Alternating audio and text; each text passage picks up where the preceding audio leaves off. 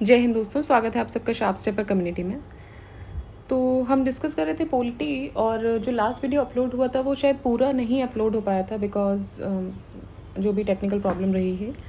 तो don't worry about it, हम लोग फिर से 61 से ही कर लेंगे। आई थिंक 61 या 62 तक वो अपलोड हुआ है, क्वेश्चन नंबर 61 62।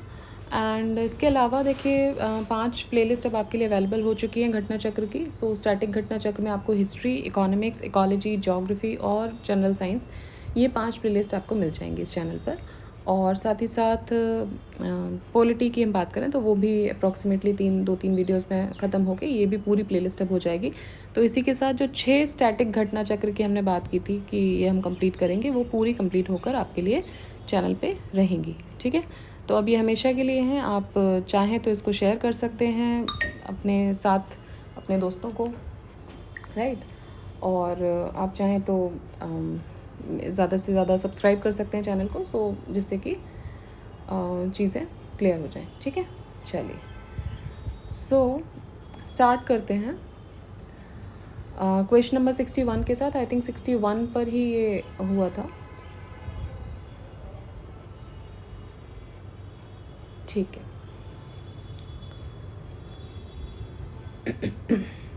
चलिए तो स्टार्ट करते हैं क्वेश्चन नंबर 61 के साथ। Dawn is newspaper of which of the following countries. So Dawn जो है वो पाकिस्तान की न्यूज़पेपर, पाकिस्तान का एक न्यूज़पेपर है, फेमस न्यूज़पेपर है।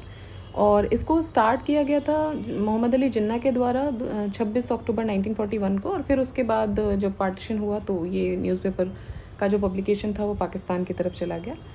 फिर है व्हाट इज़ मोसाद। तो मोसाद जो है वो इसराइल की इंटेलिजेंस एजेंसी को मोसाद बोलते हैं। Israel intelligence agency, it is known as Mossad.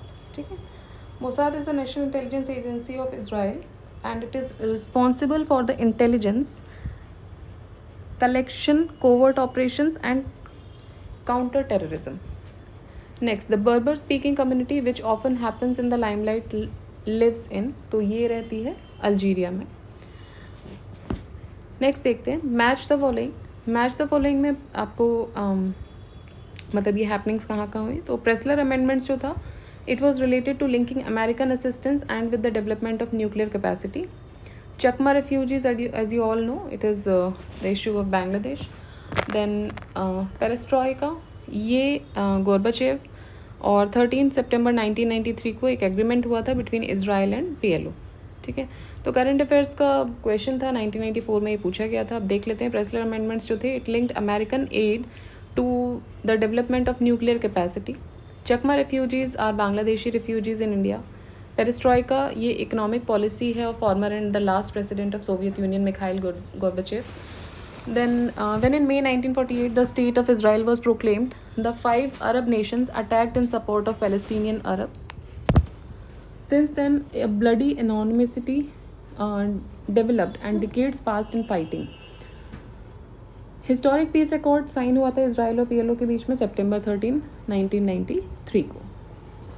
Next, which of the following countries has band LTTE LTTE। तो इसको बैन किया है इंडिया ने, श्रीलंका ने और USA ने। India, Sri Lanka and United states including many other countries of the world, they have banned litte. In 2009, Sri Lankan army launched a massive operation against LTTE, in which the chief B. Prabhakaran, he was killed. He was the chief of LTTE. इनको मार दिया गया था। Next, the first Indian prime minister who visited Afghanistan, ये थे जवाहरलाल नेहरू जी। तो ये पहले इंडियन प्राइम मिनिस्टर थे जो अफगानिस्तान गए थे 1959 सितंबर। उसके बाद इंदिरा गांधी ने विजिट किया था 1976 में। और recently prime minister Narendra Modi ji, he visited Afghanistan on June 6, 2016 during his first tenure. The parliament of Japan, Japan की पार्लियामेंट को क्या बोलते हैं? तो इसको बोला जाता है diet. Diet, also called as imperial diet, is the national legislature of Japan. It is a parliamentary system of government like Britain and Canada. Similarly Riksdag जो है वो स्वीडन की है, Cortez is Spain and Sejm is the parliament of Poland. Government report of which of the following countries is known as yellow book. Yellow book बोला जाता है France की government report को। ठीक है, next, the Commonwealth has no charter, treaty और constitution. All the territories, countries once under the British Empire jurisdiction, rule or mandate, automatically joined the Commonwealth as its member. देखिए first statement तो इसमें सही है कि कॉमनवेल्थ का कोई charter, treaty या कॉन्स्टिट्यूशन नहीं है, ठीक बात है. हाउएवर जितनी भी कंट्रीज़ जो कि कभी ब्रिटिश एम्पायर का पार्ट रही थी वो ऑटोमेटिकली कॉमनवेल्थ का पार्ट नहीं बनती हैं. अगर कोई कंट्री विलिंग है, if a country is willing to be a part of Commonwealth, then उसको वो डिक्लेरेशन देना पड़ेगा. ठीक है.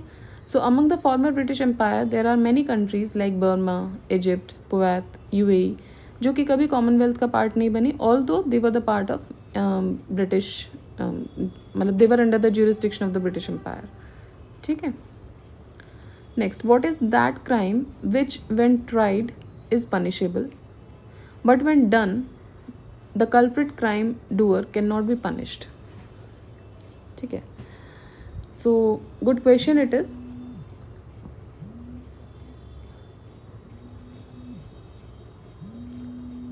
So they are actually asking what is that crime which when tried is punishable but when done the culprit crime doer cannot be punished. तो ये है suicide.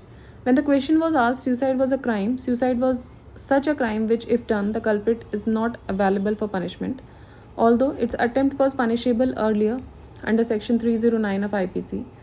But the Law Commission of India in 210th report recommended deleting section 309 of IPC and which was supported by 18 states and 4 union territories to delete the section 309 of IPC from the statute book. Next, what is the fourth state? Fourth estate किसको बोला गया है? तो देखिए fourth estate बोला गया है press को. ठीक है. फोर्थ एस्टेट बोला गया है प्रेस को. Next is the press plays an important role in nation building, hence it is known as the fourth estate of the democracy. Which, with reference to national calendar, which of the following statement is or are correct? The national calendar of India is based on Vikram era. The national calendar is adopted from 26th January 1950. ठीक है. तो जो national calendar है वो किस पे based है? Vikram era पे बेस्ड है? नहीं, वो विक्रम एरा पे बेस्ड नहीं है, वो सक एरा पे बेस्ड है. ठीक है. फर्स्ट तो ये गलत हो गया. Next is the national calendar is adopted from 26 January 1950. No, it was adopted on 22nd March 1957. ठीक है. ये 22nd March 1957 को अडोप्ट किया गया था in the first month of the Chaitra. ठीक है. तो आपने चैत्र के नवरात्रि जो सुने होंगे, it is the first day. उसी दिन हम नया नववर्ष भी मनाते हैं अगर हम सनातन की बात करें तो वो जो है वो अडॉप्ट किया गया था 22 मार्च को. वो अराउंड 21 या 22 को पड़ता है जनरली. सो उसी दिन इसको अडॉप्ट किया गया था. Kisan Diwas is celebrated on, so it is celebrated on December 23. ठीक है. Every year it is celebrated on December 23.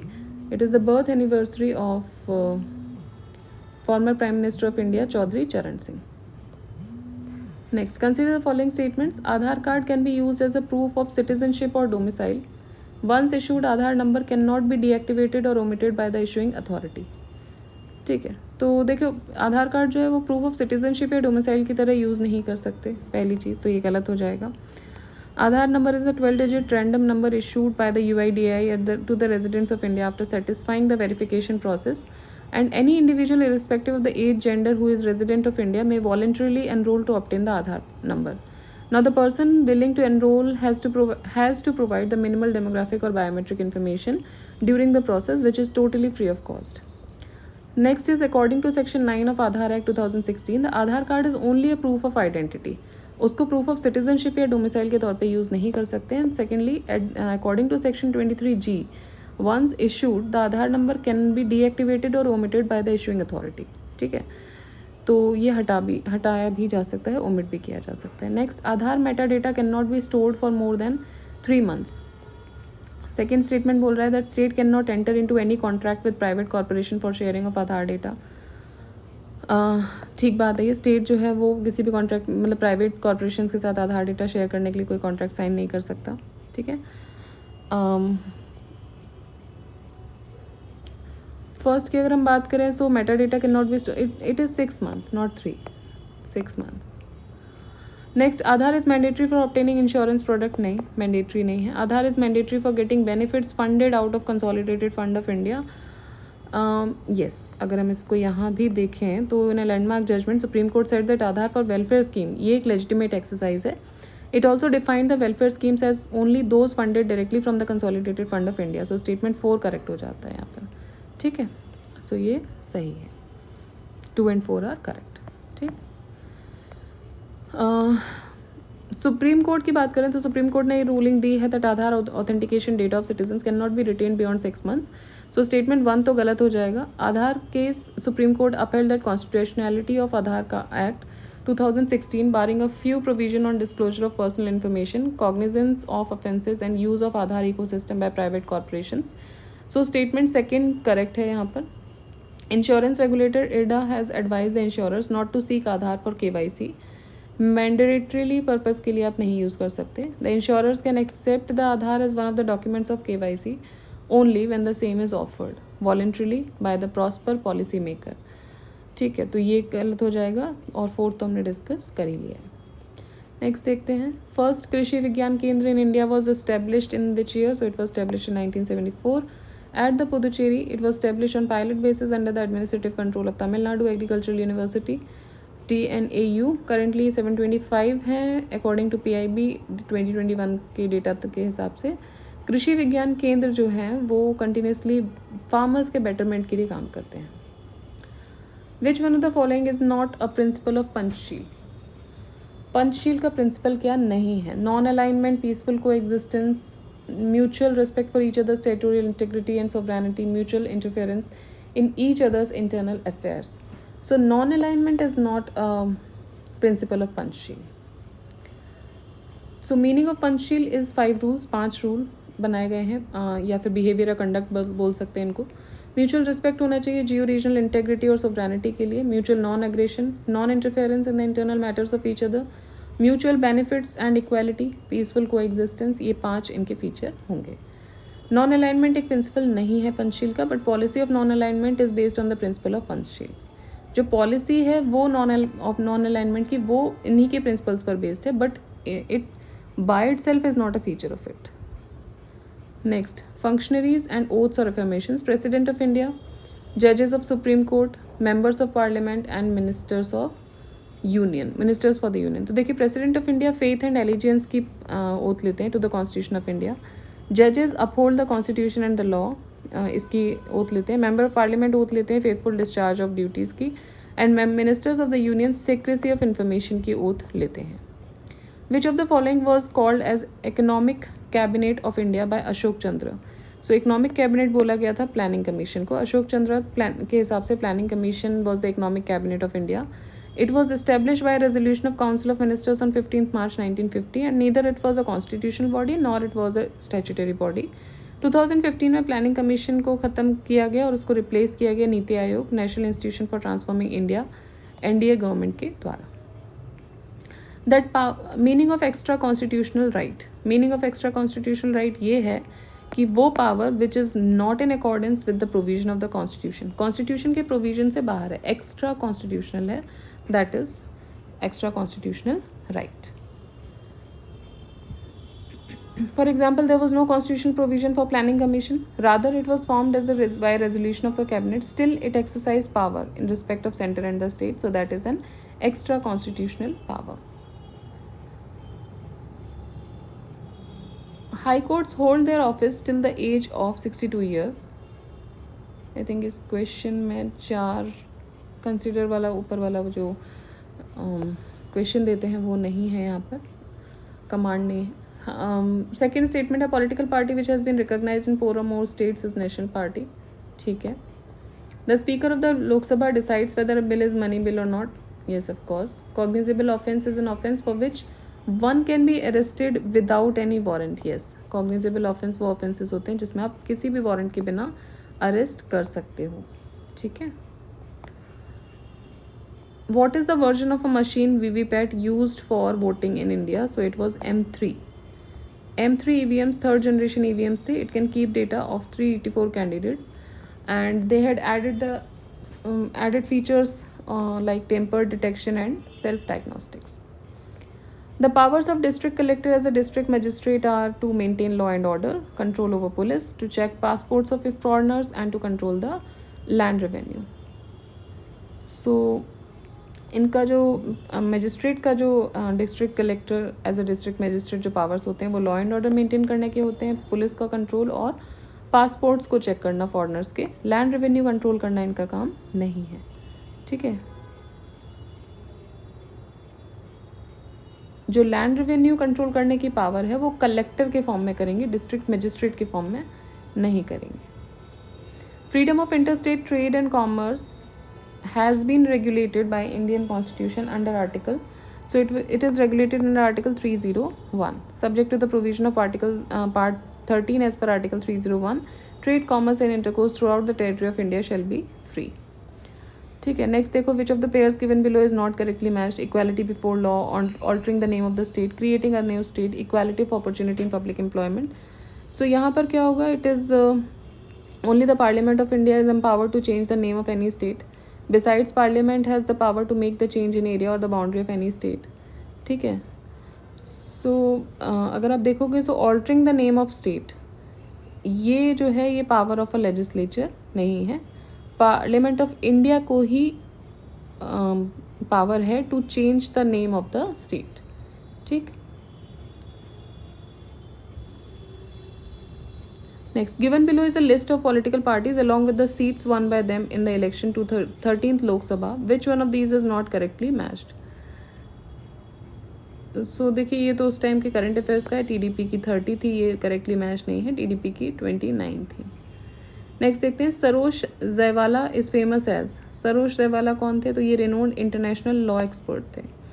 The former member of International Court of Arbitration of ICC Paris, Saroj Jaiwala, is renowned law expert. He was given India's annual National Law Day Award by Indian Prime Minister for his outstanding contribution in the field of international arbitration law. An Indian appointed as the chairman of the International Anti-War Organization in 1988. इनका नाम था नारायण देसाई, ठीक है। तो war resistors international, ये एक international anti war association है more than 40 countries का। It was founded in 1921 in Bilthoven, Netherlands. Headquarter है इसका लंदन, यूके में। Narayan Desai was the chairman of this organization from 88 to 1991. उसके करंट चेयरमैन है क्रिस्टीन श्वेत्स्टर। मैच करना है आपको पर्सन और designation. Nagendra Singh, N Roy, R K Trivedi, Ashok Desai. पुराना क्वेश्चन है, उस टाइम पे अगर हम देखें तो नागेंद्र सिंह प्रेसिडेंट थे इंटरनेशनल कोर्ट ऑफ जस्टिस के 85 से 88 तक। N Roy chief justice of India थे 73 में। R K Trivedi was the chief commissioner, election commissioner of India 18 जून 1982 से 31 दिसंबर 1985। और Ashok Desai was the attorney general of India. Next, central vigilance commission was set up on the recommendation of, so it was set up on the recommendation of Santhanam committee, ठीक है। ये जो है ये मेन एजेंसी है for preventing the corruption in central government. Originally it was neither a constitutional nor a statutory body. Parliament enacted a law confessing the statutory status of the CVC. Its establishment was recommended by Santhanam Committee on Preventing of Corruption 1962-64, ठीक है। Committee on Preventing of Corruption, that is also called CPC committee.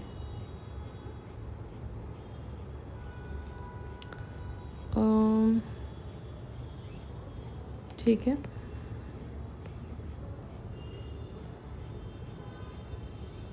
तो इसको 90 तक रखते हैं हम। 60 to 90 हमने complete कर लिए हैं। नेक्स्ट वीडियो में we'll complete the rest half, और उसके बाद आई थिंक ये कंप्लीट हो जाएगा। एक और 2 वीडियोज़ और लगेंगे and this would be completed, ठीक है। So see in the next video, till then keep revising, keep studying. अब एग्ज़ाम्स बहुत पास आ रहे हैं, उत्तराखंड का भी एग्ज़ाम के फॉर्म्स शायद प्रॉबेबली आज लास्ट डेट है। सो अब बहुत सारे एग्ज़ाम्स आएंगे, सो कीप रिवाइजिंग इट। वो सारी घटना चक्र आपके लिए अवेलेबल हैं ही। लास्ट हार्डली 2 वीडियोज़ इसके बच रहे हैं, उसके बाद आपके लिए सारी स्टैटिक घटना चक्र अवेलेबल हैं।